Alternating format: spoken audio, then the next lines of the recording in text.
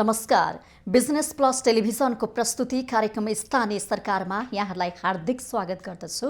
म कार्यक्रम प्रस्तुता सचिता बुढाथोकी। आज हामीसँग स्थानीय सरकारमा कुराकानीको लागि हुनुहुन्छ मध्यबिन्दु नगरपालिका नवलपरासीका मेयर हुनुहुन्छ चन्द्रबहादुर राणा। मेयर साहब, यहाँलाई स्वागत छ कार्यक्रम स्थानीय सरकारमा। हजुर मेयर साहब नमस्कार, स्वागत छ। नमस्कार। त्यसै गरेर देश विदेशमा हजुर यहाँ आउनुभएको 3 वर्ष पुरा भइसकेको छ। मेयर साहब भएर के काम गर्नुभयो भनिदिनुस्। अब जब हाम्रो निर्वाचन भयो, हजुर नयाँ संविधान, नयाँ संरचना र सबै चाहिँ स्थानीय सरकारको निर्वाचन भयो, स्थानीय सरकार बन्यो। स्थानीय सरकार बनिसकेपछि धेरै चुनौतीहरू थिए र हिजोका विभिन्न पालिकाहरूको संयोजनबाट, जस्तै मध्यबिन्दु नगरपालिका विगतका 7वटा गाउँ विकास भनेर एउटा नगरपालिका बनेको थियो।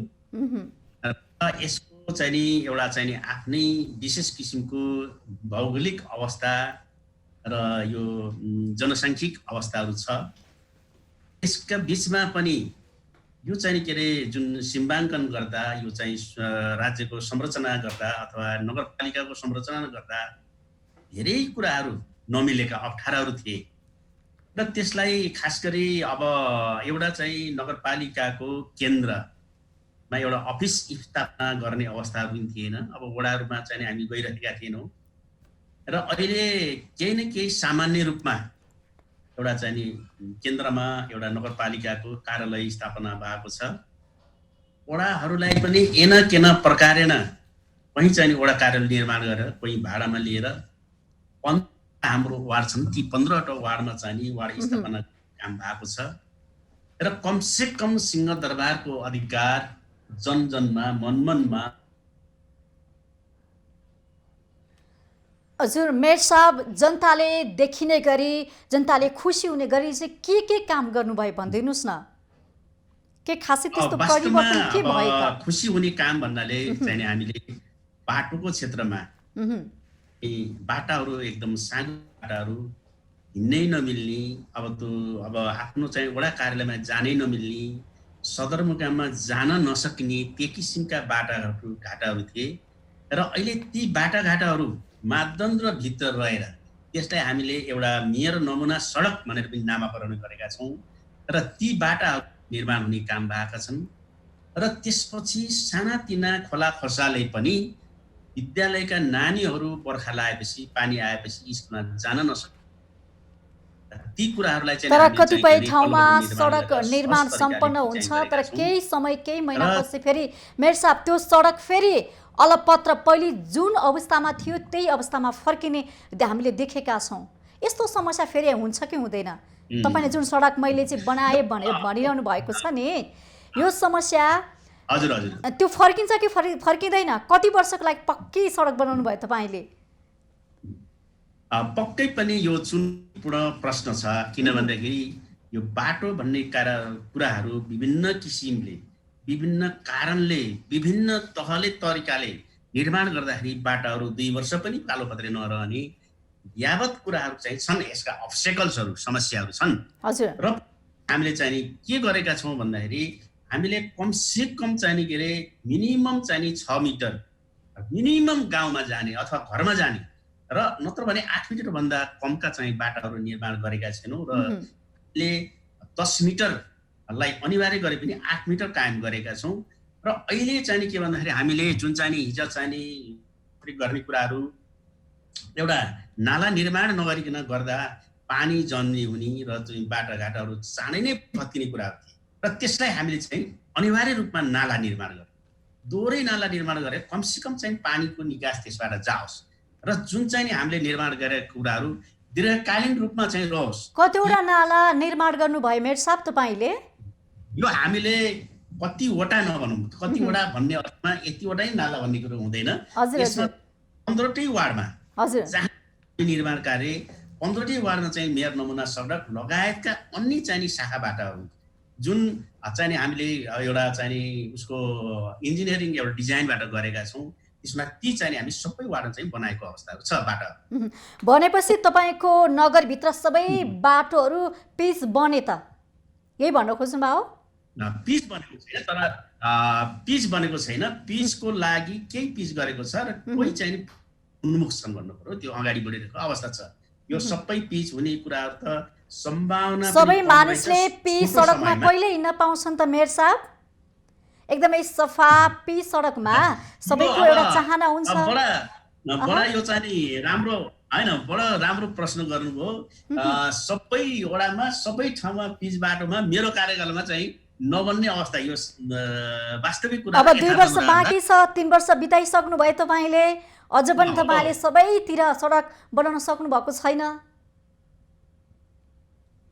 पक्कै पनि यो चाहिँ के भन्दाखेरि यो 5 वर्षभित्र यी कुराहरू चाहिँ हुन सक्ने अवस्था चाहिँ जे जति हामीले चाहिँ 3 वर्षमा गऱ्यौँ, यो उदाहरणीय सबैले देख्ने प्रत्यक्षमा त्यो चाहिँ हामीले गरेका छौँ, यो बाटोघाटो कुराहरू।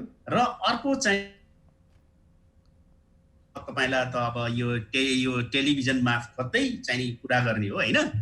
यो के छ भन्दाखेरि दक्षिणमा नारायणी नदीले कटान गरेको, नारायणी चाहिँ हाम्रा चाहिँ 5वटा वार्ड जति नारायणी नदीले कटान गरेको, त्यो विस्थापन गरेको एउटा च्यालेन्जिङ छ।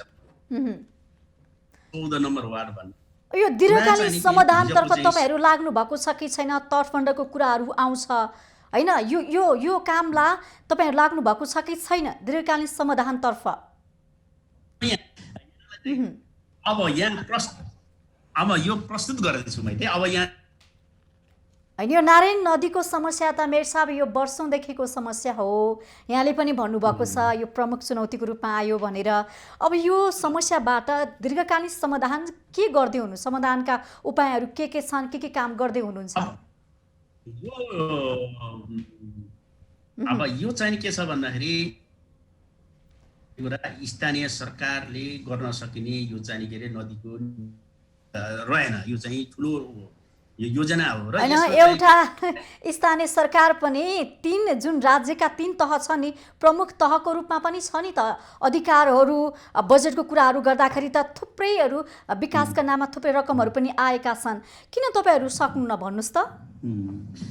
नसक्नुको कारण के हो? एउटा हैन, तपाईलाई जानकारी गराउँ हैन कि स्थानीय तहले कुन शीर्षकबाट कुन चाहिँ मैले भन्न खोजे मेयर साहब, होला नियम कानुन होला, कानुनले तपाईँहरूले बनाउनु नपर्ला, तर पनि तपाईँको ठाउँमा तपाईँको गाउँमा यस्तो समस्या स्थानीय बासिन्दाले वर्षौँदेखि झेलिरहेका छन् भने त्यो समस्याको समाधान गर्नु तपाईँको प्रमुख दायित्व हो कि होइन? मेरो प्रश्न चाहिँ यो हो मेयर साहब।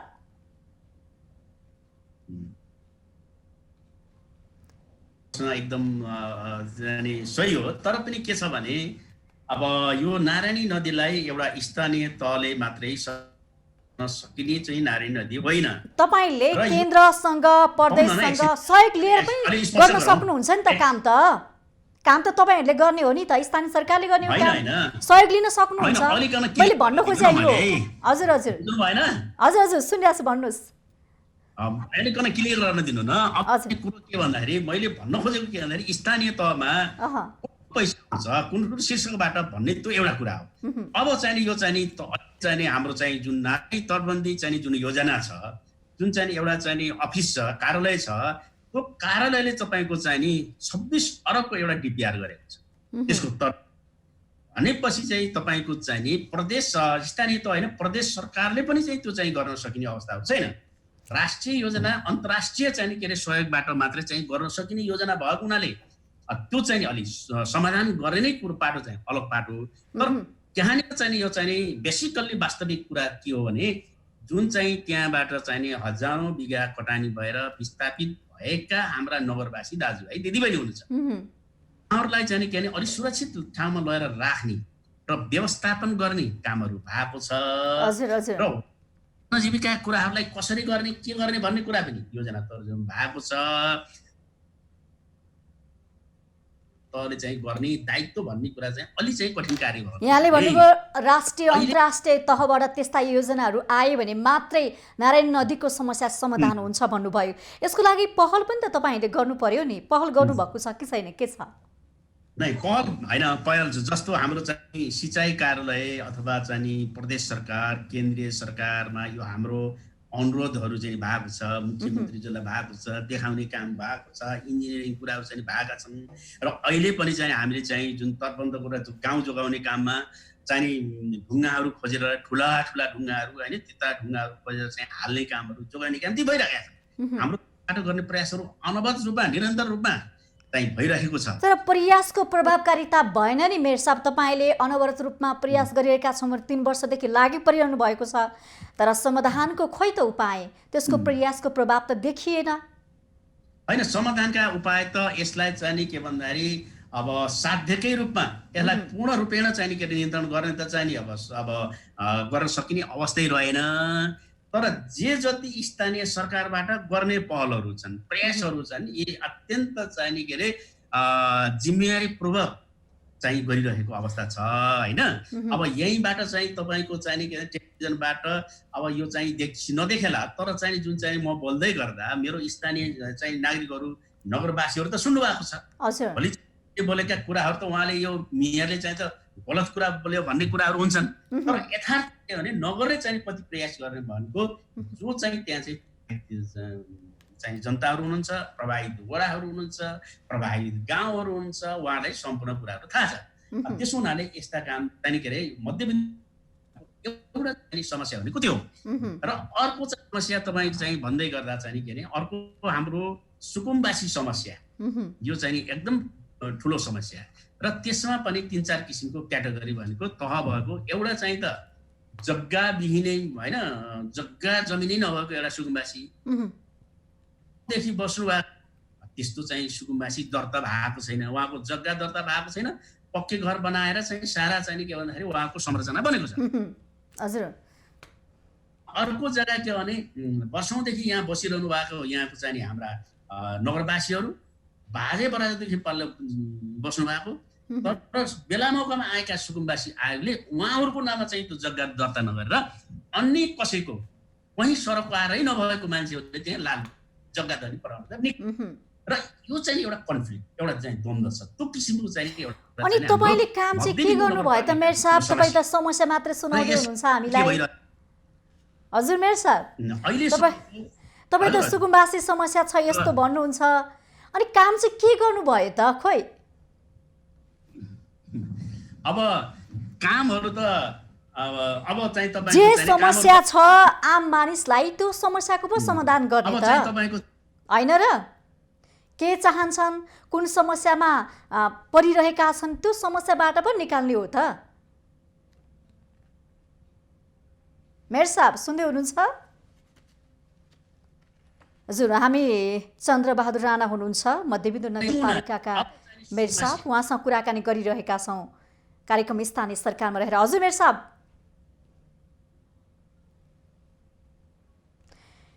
के छ मेयर साहब? तपाईँले भनिरहनु भएको छ 3 वर्षमा थुप्रै कामहरू गरे, विकास निर्माणको कामहरू गरे, सडकको कामहरू गरे भनेर हामीलाई भनिरहँदाखेरि प्रमुख समस्या सुकुम्बासी समस्या यहाँ आफूले भनिरहनु भएको छ, त्यसै गरी नारायण नदीको समस्या पनि भनिरहनु भएको छ। हजुर मेयर साहब सुन्दै हुनुहुन्छ? हजुर हजुर भन्नुहोस्। तपाईँले समस्या भन्दा पनि जनता के समस्याबाट चाहिँ प्रताडित छन् त्यो समस्या सम्बोधन गर्नु भन्दाखेरि अर्कै कामतिर पो लाग्नु भएको जस्तो देखियो के? तपाईँले अब चाहिँ के भन्दाखेरि जनताहरूको काम भनेर एउटा समस्या तपाईँहरूलाई चाहिँ जानकारी गराएको के काम र घाटाको कुरा भयो। अब चाहिँ हाम्रो चाहिँ के भन्दाखेरि अर्को कुरा हो विद्युतीकरण।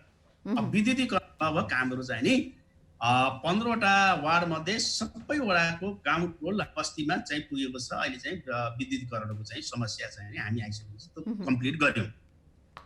र अब अहिले चाहिँ के भने 14 नम्बर वार्डमा जो चाहिँ पहाडी भेग हो र त्यो चाहिँ के अरे साबिक चाहिँ मैनाघाट गाउँपालिका र साबिक चाहिँ राकोचुली गाउँपालिका मिलेर एउटा 14 नम्बर वार्ड बनेको छ। निकै जो चाहिँ अलिकन चाहिँ नि विगत र त्यो विगतमा चाहिँ नि अहिले चाहिँ नि 5.25 करोडको चाहिँ टेन्डर भइसकेको छ र हामीले चाहिँ नि यो आर्थिक वर्षभित्र 14 नम्बर वार्डको पनि प्रत्येक गाउँ र टोलमा चाहिँ नि हामीले चाहिँ नि त्यो चाहिँ नि बत्ती पुर्याउने भन्ने कुरा चाहिँ नि एउटा र अर्को चाहिँ नि हामी अब खानेपानीको कुरामा जाउँ। उहुँ, अब खानेपानीमा लगभग के अरे अब 14 नम्बर वार्डको केही ठाउँमा उहुँ, बाहेक ठाउँमा पनि हाम्रा योजनाहरू सञ्चालन भएका छौँ।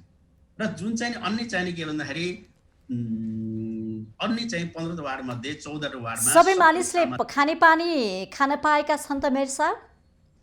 पिउने पानी पाएका छन् त? हजुर सबैको घर घरमा धारा पानी झरेको छ त? एक घर एक धारा जुन कन्सेप्ट छ नि त्यो कन्सेप्ट अनुसार चाहिँ नि अब केही वार्ड बाहेक जस्तै हाम्रो चाहिँ नि एउटा चाहिँ नि 12 नम्बर वार्डमा गएको छैन, अर्को चाहिँ नि 15 नम्बर वार्डमा त्यहाँ योजना छ, योजना अहिलेदेखि सुरु भइरहेको छ द्रुत गतिमा, र 14 नम्बरमा चाहिँ नि अलिकन केही ठाउँमा केही बस्तीमा समस्या छ भने अन्य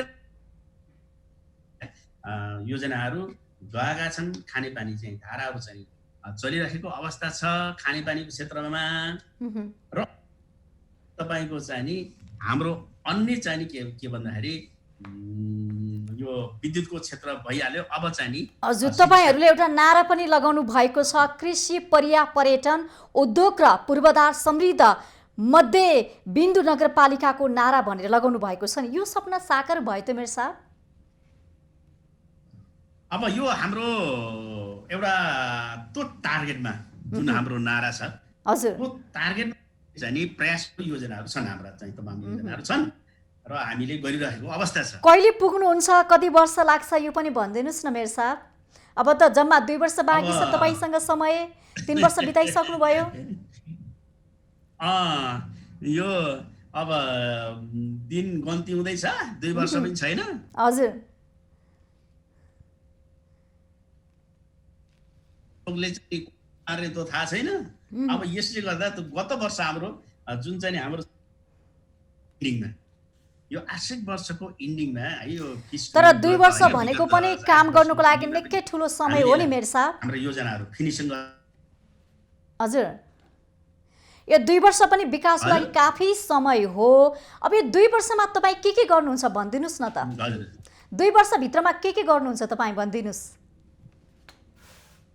अब 2 वर्षभित्रमा हजुर, अहिले खास गरी जो विभिन्न वर्ग छ, जो चाहिँ के भन्दाखेरि खाना पनि छैन, नाना पनि छैन, छाना पनि छैन होइन, त्यस्तो व्यक्तिलाई कमसेकम चाहिँ एक मानो खाना मिल्ने र चाहिँ नि चुइने घरमा बस्न नपर्ने र कमसेकम तिनीहरूका नानीहरूलाई चाहिँ के भन्दाखेरि नजिकको स्कुलमा पठाउन सक्ने र कमसेकम ती नानीहरूलाई तत्त ठाउँमा चाहिँ हाम्रो चाहिँ स्वास्थ्य चौकीहरू छन्, त्यही वडामा स्थापना गरेर त्यहाँ चाहिँ कमसेकम उपचारको व्यवस्था गर्ने चाहिँ नि यो नगरपालिकाले ल्याएको छ।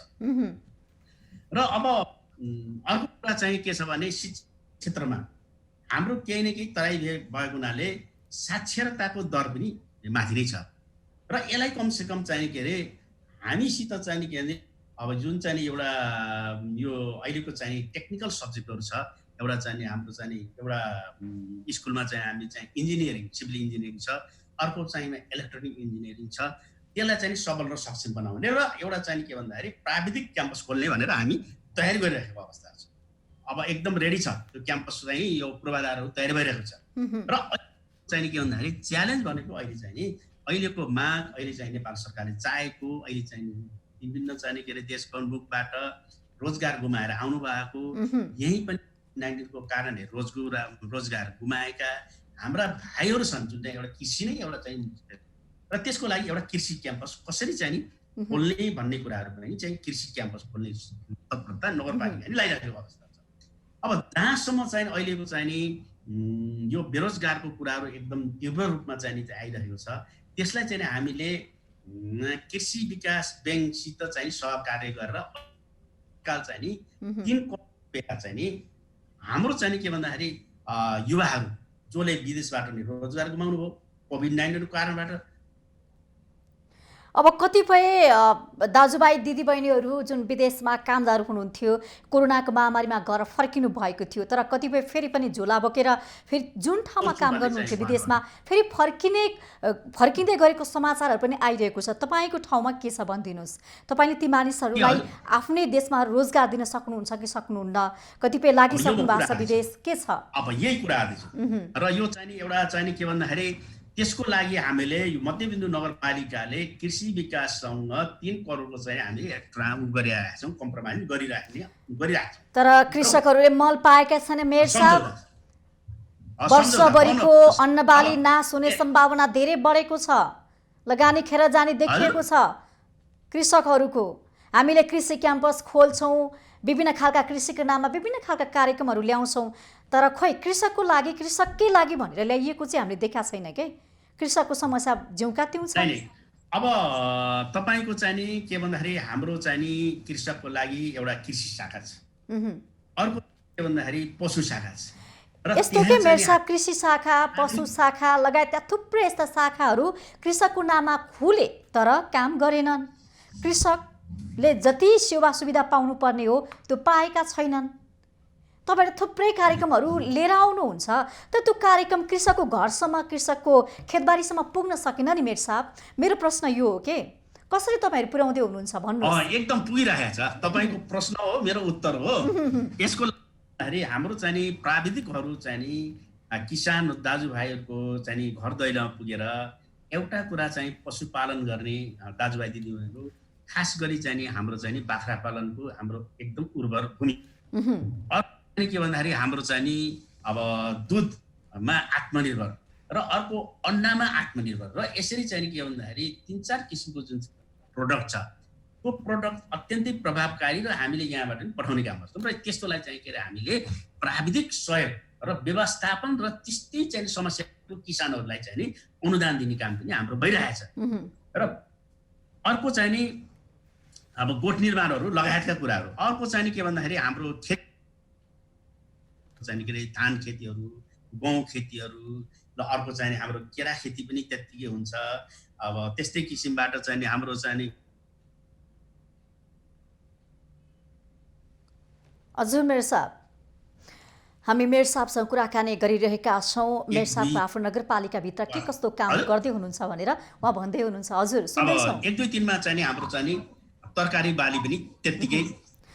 मेयर साहब, अहिलेको प्रमुख समस्या र चुनौती भनेको तपाईँहरूलाई बेरोजगारी समस्या हो, किनभने विभिन्न ठाउँमा पढाइको सिलसिलामा होस्, रोजगारीको सिलसिलामा होस्, अन्य सिलसिलामा विदेशका नागरिकहरू त अहिले स्वदेश फर्किसक्नु भएको छ, गाउँघरमा हुनुहुन्छ। अब यो स्वरोजगार कार्यक्रम उत्पादन गर्ने हो कि उनीहरूलाई देशमै रोजगारी दिने हो कि यतातर्फ सोच्ने हो कि जस्तो लाग्छ है मलाई चाहिँ। होइन, मैले भन्दैछु त 3 करोड हामीले चाहिँ विनियोजित होइन 3 करोड बराबरको काम गर्ने भनेर हाम्रो चाहिँ नि सम्झौता भइसकेको अवस्था। हजुर। त्यसमा चाहिँ नि अब हामीले ती युवाहरू जो चाहिँ काम गर्नको लागि एकदम इन्ट्रेस्ट हुनुहुन्छ, जसको चाहिँ सिप छ, जससित जाँगर छ, जो चाहिँ काम गर्दा गर्दै उहाँ चाहिँ बेरोजगार हुनु पुग्नु भएको छ, उहाँहरू हामीले चाहिँ नि सस्तो ब्याजमा अनुदान होइन सस्तो ब्याजमा चाहिँ नि ऋण दिने भनेर चाहिँ हामी त्यो गरेका छौँ। र अब हाम्रो तत्काल चाहिँ सुरु हुन्छ। र यदि 3 करोडले पुगेन भने पनि हामीले फेरि कृषि विकाससँग हामी चाहिँ के भन्दाखेरि धितो बसेर अथवा सम्पर्क गरेर हामी जवानी बसेर भए पनि अन्य पनि अझै पनि लोन चाहिँ प्रवाह गराइदिने। यो कार्यक्रम कहिलेदेखि लागू हुन्छ मेयर साहब? तपाईँहरूले त भन्दै आउनु भएको छ यो कार्यक्रम गर्छौँ, यो गर्छौँ, त्यो गर्छौँ भनेर थुप्रै कार्यक्रमहरू चाहिँ आयोजना गर्नुभएको छ। अब कहिलेदेखि सुरु हुन्छ भनिदिनुहोस् न। अब यो हाम्रो बजेट चाहिँ नि छुट्टिसकेको छ। बजेट चाहिँ मा छँदैछ, हाम्रो वार्षिक बजेट छ नि जुन चाहिँ यो आर्थिक वर्ष र अब चाहिँ के अरे हामी यो असोजै बाटै सुरु गर्नु भनेको अहिले यो क्वारेन्टाइन हो कि यो चाहिँ के अरे कोरोना भाइरसले गर्दाखेरि यावत हाम्रा चाहिँ कुराहरू अगाडि बढेका छैनन्। तर हामी चाहिँ के अरे यही बिचमा पनि हामी होमवर्क चाहिँ गरिरहेका छौँ, गृह कार्य गरिरहेका छौँ। यसलाई तत्काल यो असोज मात्र नभनौँ, अब यो कार्तिकमा चाहिँ हाम्रो तर कतिपय क्वारेन्टाइनका बीचमा पनि आम मानिसहरू रोजगारीकै लागि भनेर विदेश जानुपर्ने बाध्यता देखिएको छ। तपाईँहरू चाहिँ घरमा बसेर गृह कार्य गरिरहनु भएको छ, यो प्रचार प्रसार पनि गर्न जरुरी छ नि त होइन र? तपाईँहरू के गर्दै हुनुहुन्छ स्थानीयवासीलाई थाहा छ कि छैन? होइन यो ठिक छ, तर के भन्दाखेरि तपाईँको चाहिँ जुन चाहिँ नि अहिले चाहिँ नि अब अहिले यो कोरोना भाइरसले गर्दा हामीले क्वारेन्टाइन राख्ने कुराहरू भयो, अब 33वटा त हामी क्वारेन्टाइन राख्यौँ होइन, हजुर। त्यत्रो चाहिँ नि होइन सीमामा बसेका भाइहरूलाई ल्याउने व्यवस्था गरियो, राख्ने व्यवस्था गरियो, खाने व्यवस्था गरियो होइन। उनीहरूको लगायतका अवस्था के छ भनिदिनुहोस् न त मेयर साहब। अहिले हजुर। तपाईँले ल्याउनु भयो, बस्ने व्यवस्था गर्नुभयो, आजभोलि उहाँहरूको अवस्था चाहिँ कस्तो छ भनिदिनुहोस्। अब यहाँ यस्तो चाहिँ नि के भयो भन्दाखेरि हिजोको जुन अवस्था थियो आज चाहिँ नि अलिक फरक ढङ्गले आयो। अलि सामान्यतर्फ गएको छ कि छैन? हजुर सामान्यतर्फ फैलिएको छ कि छैन पहिले जुन अवस्थामा छैन हुनुहुन्थ्यो? छैन अहिले चाहिँ नि अब हिजो चाहिँ नि के भन्दाखेरि बाहिरबाट आउने साथीहरू दाजुभाइ दिदीहरूसँग सीमित थियो भने अहिले समुदायमा प्रयास गर्यो, समुदायमा प्रयास गर्यो। र हिजो हामीले जुन चाहिँ नि एउटा सङ्क्रमित भनेर जुन पोजिटिभ निस्किने बित्तिकै क्वारेन्टाइनमा राख्ने अवस्थाहरू थियो, अब त्यो सबै साथीहरूलाई चाहिँ त्यहाँ राख्न सकिने अवस्था आएन। र अनि कमसे कम चाहिँ होम आइसोलेसनमा बस्नै पर्ने भन्ने कार्यविधि नेपाल सरकारले तर होम आइसोलेसनमा बस्दाखेरि कोरोना समुदाय स्तरमा फैलिने खतरा बढिरहेको छ मेयर साहब। अब यसतर्फ पनि ध्यान दिनुपर्ने होला। यो म भन्दैछु जुन चाहिँ नि आइसोलेसनमा होम आइसोलेसनमा भन्ने कुरा आएको छ, होम आइसोलेसनमा अनिवार्य राख्नुपर्छ भन्ने कुराहरू छ। र जुन चाहिँ नि के अरे पोजिटिभ निस्कियो अथवा सङ्क्रमण देखिएको उहाँहरूलाई सङ्क्रमण देखिसकेपछि जुन चाहिँ लक्षण आउँछ, ज्वरो आउने, रुगा लाग्ने, श्वास प्रश्वास बढी बन्ने, थकाइ लाग्ने जस्ता किसिमका चाहिँ नि सङ्क्रमण आयो भने उहाँहरूलाई हाम्रो जिल्लामा एउटा राष्ट्रिय प्राकृतिक चिकित्सालय भनेर रजरमा छ, देउचुरी नगरपालिका, त्यहाँ लाने व्यवस्था छ। त्योभन्दा बढी अलि चाहिँ नि अझ चाहिँ के अरे उहाँहरूलाई च्याप्यो, अप्ठ्यारो भयो, अझै बिराम चाहिँ अलि चाहिँ क्रोनिक भयो, त्यस्तोलाई जिल्ला अस्पताल नाग्ने र अन्यलाई चाहिँ के भन्दाखेरि होम आइसोलेसनमा बस्ने भन्ने जुन चाहिँ एउटा प्रावधान छ। होम आइसोलेसन पनि के छ भने कसैको अब बाथरुम होला, घर होला, कोठा होला, एउटै शौचालय प्रयोग गर्नुपर्ने हुन्छ, एउटै कोठामा बस्नुपर्ने अवस्था हुन्छ। तर जो गरिब जसको नाना छैन, खाना छैन, छाना छैन, त्यो मान्छे चाहिँ सङ्क्रमित भयो भने कहाँ राख्ने चाहिँ छ। र त्यो हुनाले हामीले के गर्छौँ, त्यस्तो चाहिँ जो चाहिँ एकदम गरिब हुनुहुन्छ, सङ्क्रमित हुनुहुन्छ, उहाँ बस्ने ठाउँ छैन, खानेकुरा छैन होइन, घरै छैन, त्यो मान्छेहरूलाई भनेर नगरपालिकाले अब मेयर साहब अहिले त लकडाउन पनि छैन, निषेधाज्ञा पनि छैन, अब त झन् हामीले हेर्ने हो भने समुदाय स्तरमा कोरोना फैलिएको छ। अब कसरी सावधानी अपनाउने? तपाईँले आफ्नो नागरिकलाई कसरी बचाउनको लागि पहल गर्दै हुनुहुन्छ भन्नुहोस् त। होइन म कुरा गर्दैछु। त्यसो हुनाले अहिले चाहिँ हामीले 32 बेडको आइसोलेसन तयार गरिसक्यौँ। हजुर त्यस्तो चाहिँ नि एकदम विपन्न समुदाय रहेछ, केही नै रहेछ, मैले अहिले भने चाहिँ त्यो विपन्न रहेछ, उहाँहरूलाई चाहिँ 32 बेडको चाहिँ आइसोलेसन तयार गरेका छौँ। उहाँहरूलाई खाने व्यवस्थाको लागि नि हामी रेडी भएर बसेका छौँ। अझ त्योभन्दा पनि सङ्क्रमण बढ्यो भने हामीले अर्को चाहिँ 50 जना मान्छेसम्म राख्ने एउटा चाहिँ नि हाम्रो पुस्तकालय छ, यहीँबाट भनौँ नवजागरण एउटा बहुमुखी क्याम्पसको एउटा पुस्तकालय छ। त्यो पुस्तकालयमा व्यवस्था गर्ने भनेर त्यहाँ व्यवस्थापन हुँदैछ। यसो हुनाले म नगरवासीहरूलाई तपाईँको यो चाहिँ टेलिभिजन मार्फत टिभी मार्फत के भन्न चाहन्छु भने अब यो कोरोना भाइरसबाट म बिरामी भए पनि म उपचार नपाइकन मर्छु भन्ने यदि चिन्ता गर्नु भएको छ नि त्यो चिन्ता नलिनुहोस्, हटाइदिनुहोस्। त्यस्तो भयो सङ्क्रमण अथवा त्यो नसक्ने अवस्था भने हामीले आइसोलेसन राख्छौँ र त्योभन्दा सङ्क्रमण चाहिँ नि भयो भने सम्बन्धित ठाउँमा उपचारको लागि हामी पुऱ्याउँछौँ र व्यवस्था गर्छौँ। सकेसम्म जिम्मेवारी नगरपालिकाले लिन्छ र यसरी हामीले चाहिँ अहिले चाहिँ नि कोरोना भाइरसको जुन चाहिँ सङ्क्रमण छ यसलाई उपचार यसरी लाने। मेयर साहब, नगरपालिकाभित्र त्यस्तो कुनै समस्याहरू चुनौतीहरू छन् कि छैनन्? तपाईँको 2 वर्ष बाँकी छ, अझै पनि तपाईँले काम गर्नुपर्ने अझै बाँकी छ 2 वर्ष, के छ?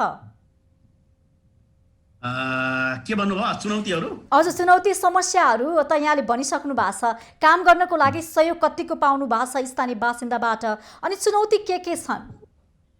यसो छ, अब के छ भने चुनौती धेरै छन्, तर स्थानीयवासीहरूको साथ मलाई चाहिँ नि सधैँभरि छ। जहिले पनि चाहिँ नि उहाँहरूले चाहिँ नि हामीले गरेको निर्देशन, हामीले गरेको कार्यक्रमलाई उहाँहरूले कहिले पनि रिजेक्ट गर्नुभएको छैन। चाहे जुन दल भन्नुहोस्, चाहे पार्टी भन्नुहोस्, चाहे जाति भन्नुहोस्, चाहे साथी भन्नुहोस्, कसैको पनि त्यो विरोध छैन र हामी चाहिँ त्यसरी चलाइरहेको अवस्था छ।